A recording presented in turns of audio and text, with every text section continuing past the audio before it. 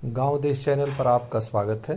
पिछली कड़ी में हम लोग कुर्ग और तला कावेरी गए थे, लेकिन उसमें एक महत्वपूर्ण जगह जो कावेरी, सुजयोति और कनिक ये तीन नदियों का संगम है वो छूट गया था वो वीडियो।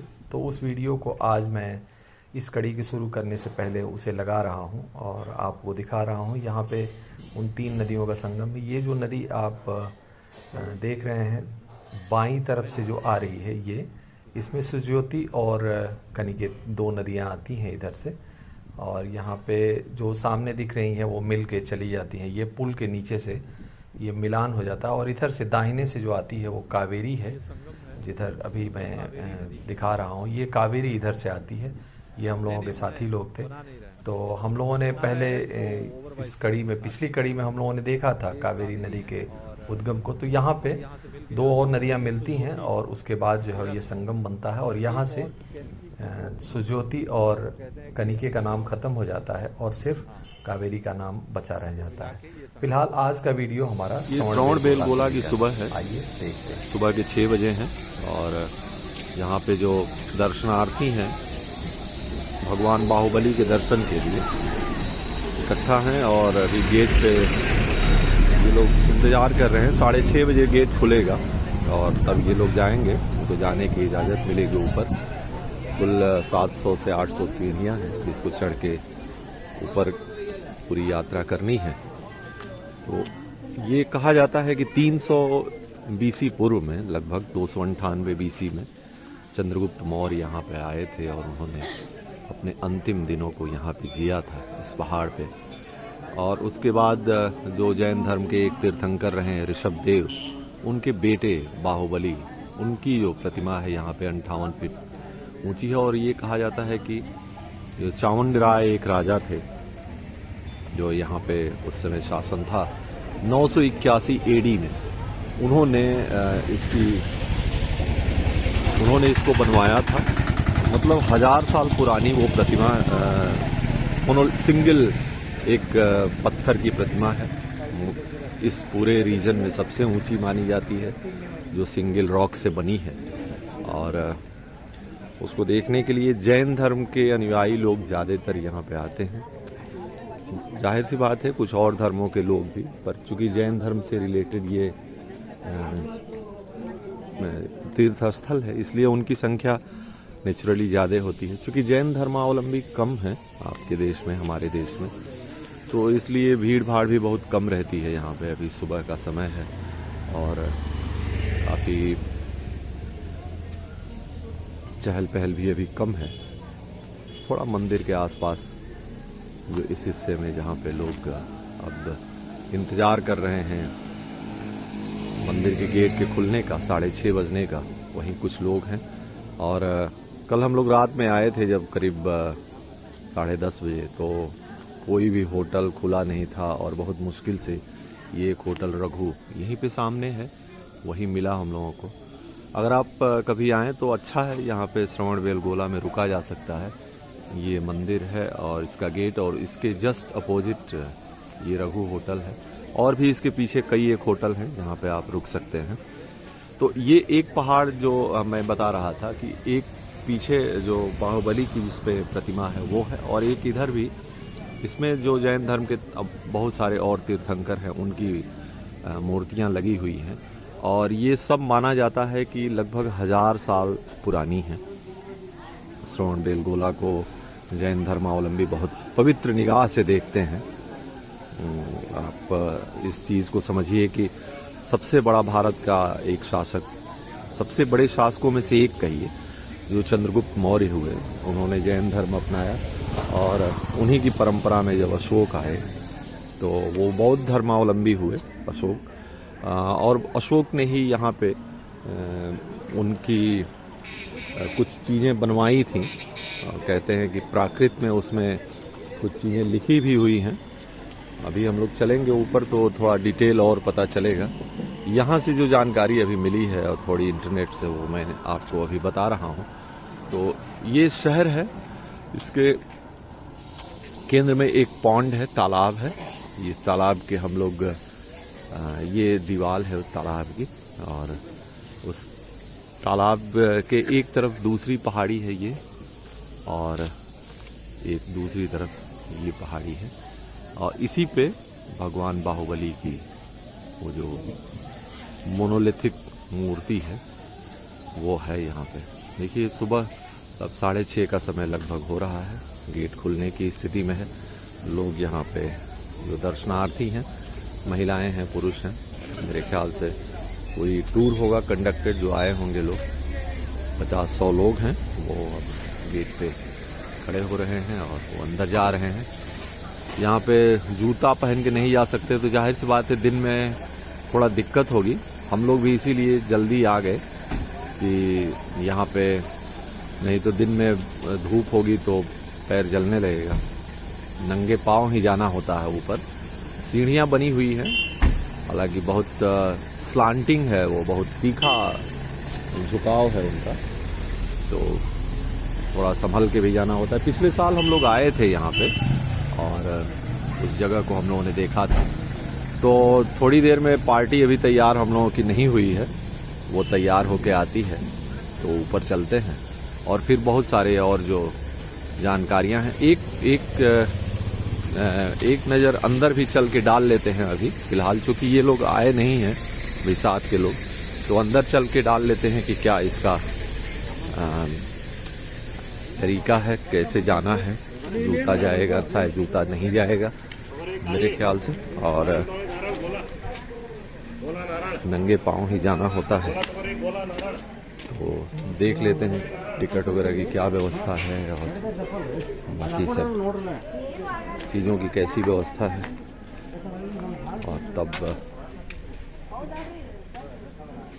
हाँ ये विंध्यगिरी ये पर्वत श्रृंखला है जिसपे ये जगह है और यहाँ से सीढ़ियाँ आप देखेंगे स्टार्ट हो जाती हैं। थोड़ा मैं कुछ लिखा हुआ चाहता था कि जो पढूं तो उससे कुछ आइडिया लगे कि ये जगह और इसका महत्व कितना है। फिलहाल देखिए ये 58 में राष्ट्रीय महत्व का ये हुआ, घोषित किया गया, और ये लिखा हुआ है यहाँ पे। यहाँ पे ये और एक चीज़ लिखी हुई है जो देख लेते हैं। अच्छा, मोदी जी यहाँ भी आए हुए हैं 2018 में, जब महामस्तकाभिषेक जो 12 साल में एक बार होता है जैन धर्म में, वो हुआ था। ये विंध्यगिरी ये पर्वत श्रृंखला है। तुम भी ले ले।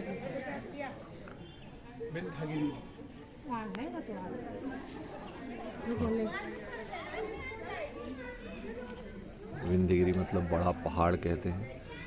विंध्यगिरी, इंद्रगिरी और विंध्यगिरी नाम से विख्यात दोडाबेट्टा की चोटी पर गोमट की अद्भुत मूर्ति विद्यमान है। इस पहाड़ की ऊंचाई समुद्र तल से 3347 फीट है। पहुंचने के लिए 620 सीढ़ियां हैं। एक ही प्रस्तर खंड के सुंदर प्रवेश द्वार बने हुए हैं। होयसला समय के असंख्य जो होयसल राजा हैं उनके और समय का ये मंदिर है। ये मान स्तंभ जो है इसका 1673 में बना है, और चंद्रनाथ तीर्थंकर ऊपर सीढ़ियों पे आदिनाथ, नेमिनाथ, चंद्रनाथ के निवास इसमें है। और सबसे बड़ा स्मारक जो है यहाँ पे 78 फीट चौड़ा ये नागनाथ ने कह रहे हैं कि 1195 में पट्टन स्वामी नागदेव ने बनवाया था इस पहाड़ को इस शेप में। तो लगभग 1000 साल पुराना इतिहास है यहाँ का, और ये बहुत महत्वपूर्ण है। देखिए कुछ लोगों ने चढ़ाई शुरू कर दी, ये अच्छा है। और हम लोगों के ग्रुप के लोग अभी नहीं आए हैं, क्योंकि सुबह में चढ़ना थोड़ा आसान होगा। मैं भी चाहता था, लेकिन वो लोग अभी तैयार नहीं हुए हैं। खैर हम लोग भी आते हैं और यहाँ पे अब चढ़ाई शुरू करते हैं, क्योंकि बेयर फुट चलना है, तो इसलिए मेरे ख्याल से जल्दी जाना चाहिए, नहीं तो फिर बाद में धूप हो जाएगी तो दिक्कत हो सकती है। तो बहरहाल ये है श्रवणबेलगोला का प्रसिद्ध तीर्थ स्थल, जहाँ पे भगवान बाहुबली की मूर्ति है। हम लोग थोड़ी देर में ऊपर चलेंगे तो आगे के भी विवरण मैं आपको दूंगा। तो आइए अभी तो वापस लौटते हैं और साथी लोगों को लेके आते हैं। तो ये हम लोग श्रवणबेलगोला में विंध्यगिरी की पहाड़ियों पे अब चढ़ाई शुरू कर रहे हैं। यहाँ 620 कुल सीढ़ियाँ हैं। सीढ़ियाँ बहुत मोटी नहीं हैं, वे आकार में बहुत पतली हैं और आप आसानी से उन पे चलते हुए चढ़ सकते हैं। ये ज़रूर है कि 620 हैं तो थोड़ा सा रुक रुक के चलना होगा, और चूँकि सीधे पहाड़ हैं तो थोड़ा स्लांटिंग ज़्यादा है तो थोड़ा सावधानी से चलना होगा। तो हम लोग चढ़ाई शुरू कर चुके हैं, और जो भगवान ऋषभनाथ थे, जैन धर्म के दूसरे शायद तीर्थंकर थे, उनके बेटे रहे हैं बाहुबली, जिनकी प्रतिमा है यहाँ पे, उसको देखने के लिए हम लोग ऊपर चढ़ रहे हैं। तो आइए आगे बढ़ते हैं।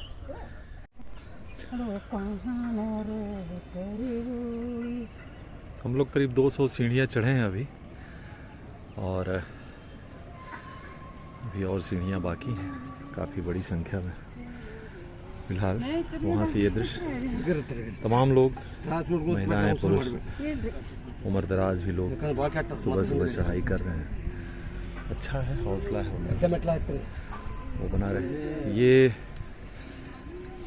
जो जगह है श्रवणबेलगोला, इसका एक ओवरव्यू है, आप देखें। ऊपर चलेंगे और तो बेहतर लगेगा थोड़ा। आइए आगे बढ़ते हैं। लगभग आधा रास्ता हम लोगों ने पार कर लिया है, और यहाँ से एक व्यू और देखें आप इस शहर का।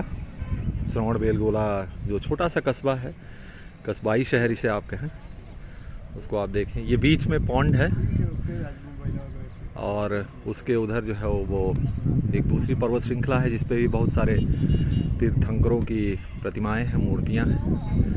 और ये एक ओवरव्यू है श्रवणबेलगोला का, जो बड़ा खूबसूरत है, हरा भरा है श्रवणबेलगोला। आप केले के पेड़ देखें, पूरे परिदृश्य पे छाए हुए हैं। वो कोई शहर दिखाई दे रहा है जो यहाँ से दूर थोड़ा सा, उसे भी आप देख सकते हैं। तो आइए हम लोग आगे बढ़ते हैं। ये पहला द्वार है, मुख्य द्वार, जिसमें अब हम लोग प्रवेश कर रहे हैं। लगभग 400 सीढ़ियों को चढ़ने के बाद हम लोग एक ऐसी जगह पे आए हैं जहाँ पे पहली बार एक द्वार बना है, और यहाँ से आप एक व्यू लें और थोड़ा वो बेहतर व्यू बन रहा है। सांस उखड़ रही है थोड़ी, जाहिर सी बात है, इतनी सीढ़ियाँ चढ़ने के बाद थोड़ा स्वाभाविक भी है। 400 की चढ़ाई हम लोग कर चुके हैं, तो ये स्वाभाविक है कि इतनी सांस उखड़ेगी। बहरहाल अच्छा लग रहा है। सुबह का समय है, 7:30 बज रहे हैं लगभग, और चूँकि नंगे पाँव यहाँ पे आना है तो इसलिए अगर कोई आ रहा है तो उसको सलाह है कि वो जल्दी ही यात्रा शुरू करे यहाँ पे, या तो फिर शाम को 4 बजे के बाद, नहीं तो ये पत्थर बहुत जलने लगेंगे और बहुत दिक्कत होगी। और धूप बहुत तेज़ हो रही है यहाँ पे, 7:30 बजे ही काफ़ी तेज़ धूप है। आइए आगे बढ़ते हैं। ये एक दूसरा मेन गेट है जहाँ पे अब हम लोग जिससे प्रवेश करेंगे, और सीढ़ियाँ तो इसे कहने के लिए 620 हैं, लेकिन बहुत पतली हैं, तो उन्हें कुल मिला के आप 300 के भी आसपास रख सकते हैं, बल्कि 400 के आसपास, वो शायद फेयर होगा ज़्यादा। 620 से ज़्यादा संख्या ध्वनित होती है, उतनी चौड़ी है नहीं सीढ़ियाँ। हाँ, इसमें नहीं, उधर से चलना है, ये शायद बंद है। आइए इधर से चलना है। तो ये आप देखें, हम लोग उसके बगल से निकल रहे हैं। अब ये पहले बनाया गया होगा उन सीढ़ियों को।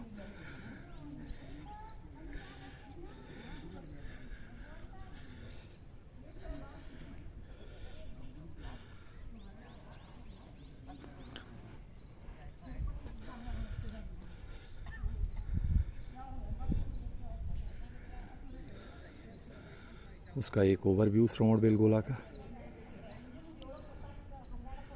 इधर से हम लोग आए। तो थोड़ी और ऊंचाई हम लोगों ने हासिल किया। मेरे ख्याल से अब 100 सीढ़ियाँ और बची होंगी। और यहाँ पे है हम लोग। ये एक ओवरव्यू आप देखें श्रवणबेलगोला कैसा है, ऊपर से कैसा दिखता है, किस रास्ते से हम लोग आए।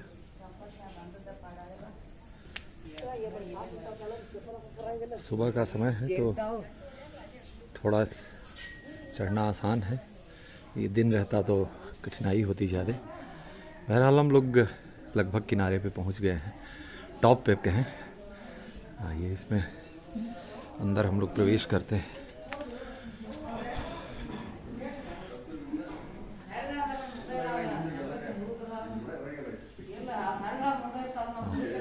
देखें यहाँ से ये रास्ता है जो अंदर जाता है। कुछ सीढ़ियाँ बची हैं लेकिन अब ये सीढ़ियाँ बड़ी हो गई हैं। जाहिर सी बात है अब परीक्षा भी थोड़ी सी टफ होगी यहाँ पे, लेकिन ठीक है, अच्छा है। सुबह का समय और शानदार अनुभव है। हम लोग थोड़ा मंदिर में और आ गए हैं, थोड़ी चढ़ाई और हम लोगों ने हासिल कर ली है। और यहाँ से आप देखें कैसे आगे सीढ़ियाँ जाती हैं। एक दरवाज़ा खुलता है तो लगता है कि अब ख़त्म हो गया, लेकिन तब तक दूसरी सीढ़ियाँ शुरू हो जाती हैं। और ये अच्छा है, एक बार में सब नहीं दिखना चाहिए, नहीं तो लोग थक जाएंगे। तो लगभग शीर्ष पे हम लोग पहुंच गए हैं इस समय। जो विंध्यगिरी की चोटी है उसके एकदम शीर्ष पे लगभग। ये नीचे का रास्ता जिधर से सीढ़ियों से हम लोग आए, कुछ लोग अभी भी चढ़ रहे हैं। आधा घंटा लगा मेरे ख्याल से, 25 मिनट, और हम लोग ऊपर आ गए। आइए दिखाते हैं आपको अंदर कैसे।